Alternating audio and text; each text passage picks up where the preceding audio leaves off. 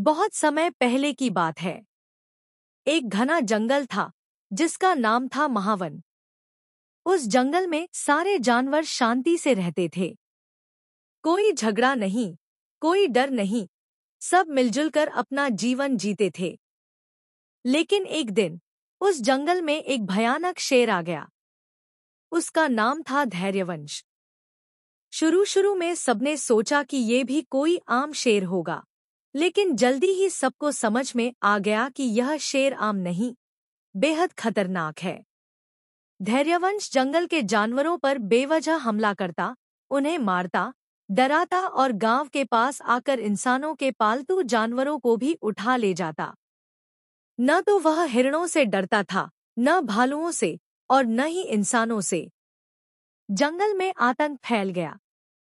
न कोई चैन से खा सकता था, न जी सकता था। गांव और जंगल की सभा। फिर एक दिन जंगल के सारे जानवर और पास के गांव के लोग एक विशेष सभा में इकट्ठा हुए। हाथी, भालू, बंदर, लोमड़ी, इंसान, सब चिंतित थे। सबने कहा, अगर इसे नहीं रोका गया तो ये पूरे जंगल और गांव को तबाह कर देगा। तभी एक बुद्धिमान कौआ आगे आया और बोला, शेर को ताकत से हराना मुश्किल है, लेकिन अकल से हराया जा सकता है। सबने एक साथ कहा, बोलो कैसे? एक चालाक योजना, कौए ने बताया, और सबने मिलकर एक चालाक जाल बिछाने की योजना बनाई। एक गांव के लोहार ने लोहे का एक नकली भेड़ बनाया। वह बिल्कुल असली जानवर की तरह दिखता था, लेकिन उसके अंदर जाल और जहर भरा हुआ था। उसे जंगल के पास एक खुले मैदान में छोड़ दिया गया, जहां शेर अक्सर आता था।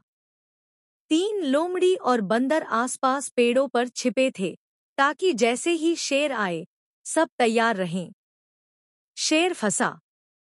धैर्यवंश शेर उस रात आया। उसे दूर से भेड़ दिखाई दी।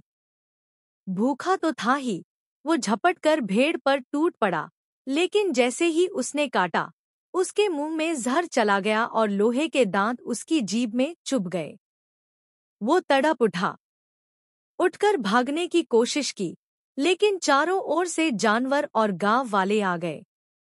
हाथी ने उसे घेर लिया, भालू ने उसके पैरों को जकड़ लिया, और अंत में शेर को जाल में बांध दिया गया। अंत भला तो सब भला। उस दिन के बाद महावन में फिर से शांति लौट आई।